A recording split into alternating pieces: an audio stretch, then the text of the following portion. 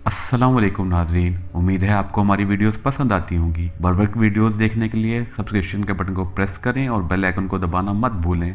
आइए चलते हैं अपने बक्के हिस्से की तरफ। मैंने कहा ये पिस्तौल भाई को वापस कर देना, ये मुजाहिद फिरोज की इमानत है। अब्दुल समद ने पिस्तौल लेकर रख लिया। कहने लगा, ठीक है अब तुम आराम करो, मैं तुम्हें 3 बजे रात को आकर जगा लूंगा। हमें ये 20 मील टट्टुओं पर सफर करना होगा। इसने कोने में रस्सी पर लटके हुए देहाती टाइप के कपड़े उतार कर मुझे हवाले करते हुए कहा, चलने से पहले ये लिबास पहन लेना, जैकेट और पतलून वगैरह किसी गठरी में साथ रख लेना।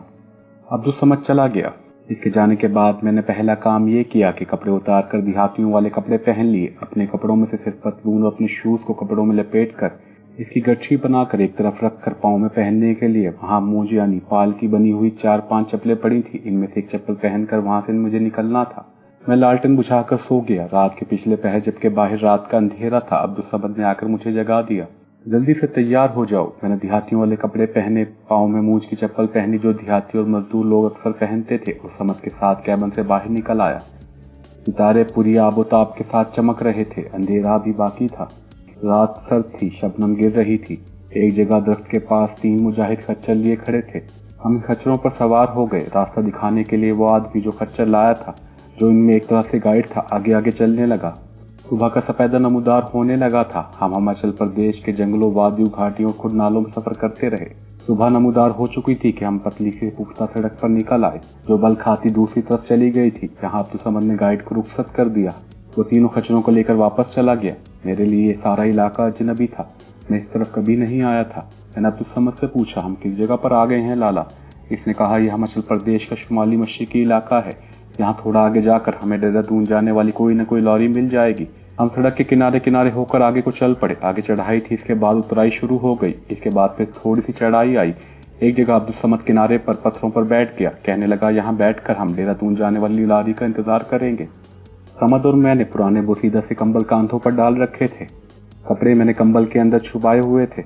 जहाँ हम बैठे थे वहाँ काफी नीचे एक वादी थी, जहाँ सुबह की धूप में साफ दिखाई दे रही थी। आसमान पर बादल लहरा रहे थे। मुझे ये मंजर बड़ा अच्छा लग रहा था, लेकिन कुदरत के इन हसीन मनाजिर से लुत्फ़अंदोज़ होने का मुझे ज़्यादा मौका नहीं मिलना था। चुनांचे मैंने अब्दुल समद से कहा, आगे देहरादून तक भी चेकिंग वगैरह का खतरा हो सकता है। समद बोला, ज़्यादा तशवीश की बात नहीं है। CID और मिलिट्री इंटेलिजेंस का ज़्यादा जोर और दबाव शिमले से सोलन, चंडीगढ़ और जलंधर, जम्मू वगैरह तक ही हो सकता है। इसके आगे उत्तर प्रदेश यानी यूपी का इस सूबा शुरू हो जाता है। इस सूबे में हमारे लिए ज़्यादा खतरा नहीं होगा। हम काफी देर तक पहाड़ी सड़क के किनारे धूप में बैठे रहे, लॉरी का इंतजार करते रहे। बहुत इंतजार कराने के बाद दूर से एक लॉरी आती दिखाई दी। समद ने कहा, खुदा का शुक्र है कि लॉरी आ गई, वरना कभी कभी तो लॉरी को 2-2 घंटे लग जाते हैं। लॉरी करीब आई तो अब्दुल समद ने हाथ देकर इसे रोक लिया। हम दोनों इसमें सवार हो गए। लॉरी चल पड़ी। रास्ते में 2-3 जगहों से पहाड़ी सड़क टूटी हुई थी। लॉरी ने दिन के 11 बजे इन्हें देहरादून पहुंचा दिया। वहां से हमने दूसरी लॉरी पकड़ी जो हरिद्वार तक जाती थी। हरिद्वार पहुंचने के बाद अब्दुल समद ने कहा, यहाँ से तुम आगे अकेले सफर करोगे। अब मैं वापस चला जाऊंगा। मैं तुम्हें लॉरी अड्डे से नजीबाबाद जाने वाली लॉरी में सवार करा दूंगा। नजीबाबाद से तुम दिल्ली जाने वाली ट्रेन पकड़ लेना। अब्दुल समद मुझे नजीबाबाद जाने वाली लॉरी में सवार करवा कर चला गया। नजीबाबाद तक पहुंचते पहुंचते दिन गरूब हो गया। नजीबाबाद अब बहुत बड़ा शहर बन गया था। इसका स्टेशन भी काफी वसी था। ये एक जंक्शन था। मालूम हुआ कि एक पैसेंजर ट्रेन रात के 10 बजे नगीना, बंजौर और मुरादाबाद से होती हुई दिल्ली जाएगी। मैं इसी देहाती लिबास में दिल्ली का टिकट लेकर प्लेटफार्म पर बैठ गया। रात हो गई तो मैंने मुसाफिर खाने में जाकर थोड़ा बहुत खाना खाया और प्लेटफार्म पर आकर ट्रेन का इंतजार करने लगा। आखिर ट्रेन आ गई। अभी तक सफर खैरियत से कटा था और कोई परेशान कर देने वाली बात भी नहीं हुई थी। रात के 12 बज चुके थे जब ट्रेन दिल्ली पहुंची। दिल्ली के स्टेशन पर पहुंचकर मैंने सबसे पहला काम यह किया कि सेकंड क्लास के वेटिंग रूम के बाथरूम में जाकर अपने देहाती कपड़े उतार कर जैकेट और पतलून पहन ली। कपड़ों को मैंने इसी तरह गठरी सी बनाकर वहीं एक ट्रैश कैन में फेंक दिया। यहाँ से मुझे मुंबई जाना था। मुंबई जाने वाली गाड़ी सुबह सुबह रवाना होती थी। बाकी रात मैंने सेकंड क्लास के वेटिंग रूम में ही गुजार दी। सुबह हुई तो मैंने बाहर जाकर मुंबई का 3rd क्लास का टिकट खरीदा और वापस प्लेटफार्म पर आ गया। ये कोई एक्सप्रेस ट्रेन थी जो इसी प्लेटफार्म पर आकर रुकी जहाँ मैं बैठा था। ट्रेन में काफी रश था। मैं एक डब्बे में कोने में बैठ गया। अब दिल्ली से मुंबई तक का मेरा सफर शुरू हो गया था। ये सफर भी काफी तवील था। बहरहाल मैं खैरियत से मुंबई पहुंच गया।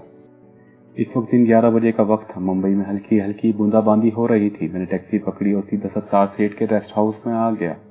वहां से मैंने सत्तार साहब को फोन करके बताया कि मैं मुंबई पहुंच गया हूँ। सत्तार साहब ने कहा, तुम आराम करो, मैं कुछ देर बाद आ रहा हूँ। रेस्ट हाउस का बूढ़ा मुलाजिम मेरे लिए चाय बनाकर ले आया। आधे घंटे बाद सत्तार सेठ भी आ गया। वो बड़ा खुश दिखाई दे रहा था। इसने मुझे गले लगाया और बोला, तुमने जो काम किया है वो सिर्फ तुम ही कर सकते थे। भारतीय साइंसदान डॉक्टर रघुपति के कत्ल की खबर को भारत सरकार ने दबाने की कोशिश की थी, लेकिन अखबार वालों ने खोज लगाकर इसे जली सुर्खियों से छाप दिया। ये खबर पाकिस्तान भी पहुंच गई है। सारी दुनिया को पता चल गया है कि न्यूक्लियर रॉकेटों पर काम करने वाला भारतीय साइंसदान डॉक्टर रघुपति कत्ल कर दिया गया है। इस कत्ल से भारतीय हुकूमत को शदीद धचका भी लगा है और इसकी दूसरे ममालिक में बदनामी भी हुई है कि हुकूमत अपने मुल्क के अहम तरीन शख्सियात की हिफाजत नहीं कर सकती।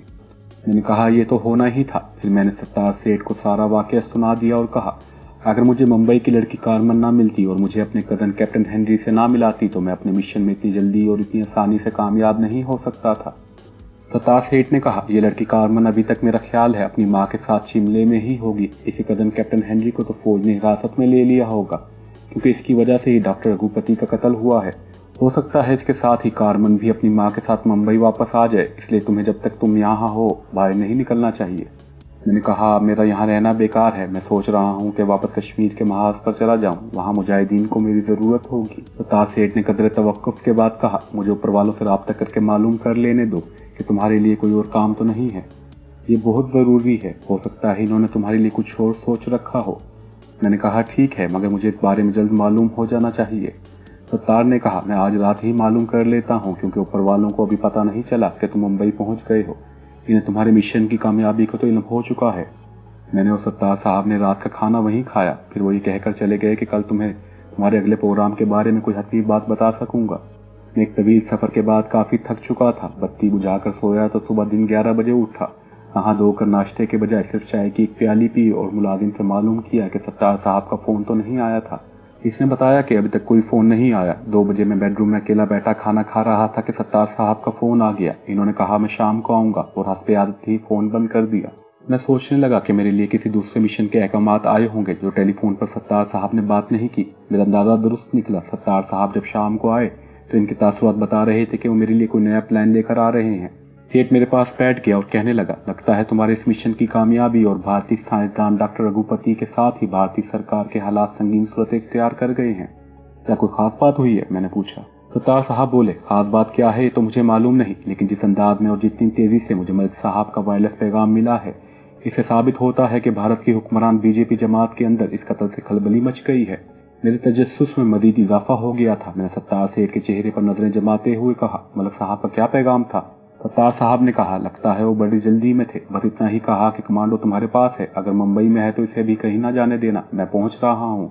मैं सोचने लगा कि मलिक साहब जरूर किसी बड़ी अहम मुहिम का आगाज करवाने वाले हैं। ये मुहिम किसी किस्म की हो सकती है। मेरी सोच फितरी तौर पर किसी नतीजे पर ना पहुंच सकी। मैंने सत्तार सेठ से पूछा, आपके ख्याल में इस नए प्रोजेक्ट की नोयत क्या हो सकती है? सत्तार सेठ ने कंधे ऊपर उठाते हुए कहा, मैं कुछ नहीं कह सकता मलिक साहब, मेरा ख्याल है पहुंचने ही वाले होंगे। इस बारे में वही कुछ बता सकेंगे। सत्तार सेठ ने नया सिगरेट सुलगा लिया और नए मिशन के बारे में अपने अंदाजे और कयास आराइयां करने लगे। सत्तार का सिगरेट खत्म हुआ ही था और इन्होंने इसे एस्ट्रे में बुझाकर फेंका ही था कि रेस्ट हाउस के लॉन में काले रंग की छोटी मारुति कार दाखिल हुई। सत्तार साहब बोले, लगता है मलिक साहब आ गए। थोड़ी देर में मलिक साहब कमरे में दाखिल हुए और मेरे सत्तार साहब की तरफ देख कर बोले, मेरा ख्याल है अंदर बेडरूम में चलकर बैठते हैं। हम उठकर छोटे से बेडरूम में आ गए, जहाँ सिर्फ बिस्तर के साथ वाला टेबल लैंप ही रोशन था और कमरे में बड़ी पुरस्कार सी धीमी धीमी रोशनी फैली हुई थी। पलंग के पास ही दीवार के साथ जो सोफा सेट लगा हुआ था, हम लोग इस पर बैठ गए।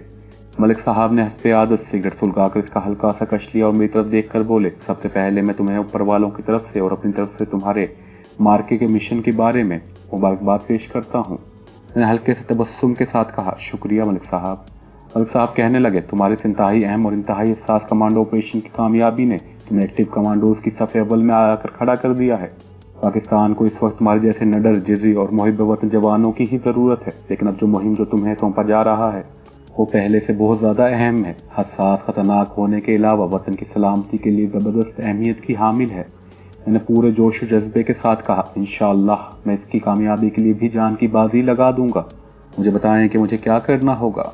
मलिक साहब अपनी आदत के मुताबिक सोफे पर बैठे बैठे थोड़ा सा आगे होकर मेरी तरफ झुक गए और सिगरेट एस्ट्रे में फेंक कर बोले, बात यह है कि भारत में दरमियानी मुद्दत के इंतखाबात 1.5-2 महीने के बाद शुरू हो जाएंगे। इस वक्त सूरत हाल ये है कि भारत की हुक्मरान पार्टी बीजेपी के प्रधानमंत्री अटल बिहारी वाजपेयी राज्यसभा में अपनी पार्टी की अक्सरियत साबित करनी मुश्किल हो रही है। इसके साथ मिली हुई पार्टियां इसका साथ छोड़ती जा रही हैं। कारगिल की जंग वाजपेयी ने इसलिए शुरू की थी कि इस महाज पर कुछ पेशकदमी करके अपनी सियासी साख को बरकरार रखने और अपनी हुक्मरान जमात को तकवीत देने में कामयाब हो जाएगा। लेकिन कारगिल के महाज पर भारत को जिल्लत आमेज शिकस्त का सामना करना पड़ा और भारतीय फौज को ज़बरदस्त जानी नुकसान उठाना पड़ा। यहाँ तक कि अपनी इंतखाबी मुहिम के एक जलसे में कांग्रेस पार्टी के सदस्य सोनिया गांधी ने चीख चीख कर कहा कि कारगिल के महाज पर हमारी फौज कट रही है और कारगिल से हमारे फौजियों की लाशें भरे हुए ट्रकों के ट्रक आ रहे हैं। वाजपेयी सरकार ने इसके जवाब में इक़्तिदार की बिसात पर एक और चाल चली और भारतीय साइंसदान डॉक्टर रघुपति की ज़ेर सरकर्दगी फिदा में मार करने वाले न्यूक्लियर वारहेड की तैयारी शुरू कर दी। इसका दर पर्दा प्रोपेगेंडा भी शुरू कर दिया। ये प्रोजेक्ट राजीव गांधी के ज़माने में रोक दिया गया था। जैसा कि तुम्हें मालूम हो गया होगा, ये न्यूक्लियर वारहेड रॉकेट इंतहाई मुख्तसर, छोटा सा और महदूद पैमाने का एटम बम था।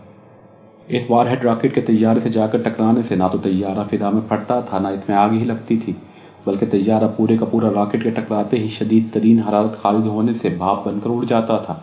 लेकिन तुम्हारे जुर्रत आमेज बहादुराना कमांडो ऑपरेशन ने वाजपेयी के इस मज़मूम मंसूबे को भी कम से कम 6-7 सालों के लिए खाक में मिला दिया है। वाजपेयी सरकार इस मंसूबे की कामयाबी पर पहला तजर्बा करके दरमियानी मुद्दत के इंतखाबात में बेपनाह सियासी फ़ायदे हासिल करना चाहती थी, लेकिन इसके सारे मंसूबों पर ओस पड़ गई है। अब इसने इलेक्शन में अपनी पार्टी की भारी अक्सरियत के साथ जीत के लिए इक़्तिदार की बिसात पर एक मोहरा आगे बढ़ाया है। मलिक साहब अपनी आदत के मुताबिक बड़ी तसल्ली और एतमाद के साथ आहिस्ता आहिस्ता बोल रहे थे ताकि मैं इनकी बात के एक पहलू को अच्छी तरह से देनशीन कर लूँ। यहाँ पहुँचकर वो खामोश हो गए और इन्होंने नया सिगरेट सुलगा लिया। सत्तार साहब भी बड़ी तवज्जो से मलिक साहब की बातें सुन रहे थे। मैंने मलिक साहब को खामोशता देख कर पूछा, भारतीय हुकूमत के इस नए मोहरे की नोयत क्या है सर? मलिक साहब बोले, यही बताने के लिए मैंने सारी तमहीद बांधी है। बात यह है कि शिकस्त खस्त को मिटाने और अपनी साख को बहाल करने की खातिर बीजेपी की हुकूमत ने कसीर तादाद में जंगी साजो सामान मकबूजा कश्मीर की पहाड़ियों में एक जगह पर जमा करना शुरू कर दिया है। भारतीय हुकूमत एक ही हल्ले में मुजाहिदीन की तमाम पहाड़ी चौकियों पर कब्जा करना चाहती है। इस जंगी साजो सामान में भारी तोपें भी हैं और अग्नि मिसाइलों की खेप भी। हमारी इत्तला के मुताबिक ये सारा जंगी साजो सामान वादी में पहुंचा दिया गया है। इस जंगी साजो सामान की कसरत से मुजाहिदीन को नुकसान पहुंच सकता है। तुम्हें यह मिशन सौंपा जा रहा है कि जिस तरह भी हो सके जंगी साजो सामान के जखीरे को तबाह करना है। ये काम तुम्हारे सिवा शायद ही कोई कर सके। तुम्हारी मदद के लिए कश्मीर में मुजाहिद हैदर अली तुम्हारे साथ शामिल हो जाएगा।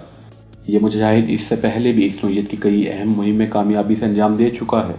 मैं बड़े गौर से सुन रहा था। मैंने पूछा, मुझे कब वहाँ जाना होगा? मलिक साहब बोले, हमारी तरफ से तुम अभी रवाना हो जाओ, वैसे तुम कल सुबह यहाँ से निकल जाओ, यही बेहतर है।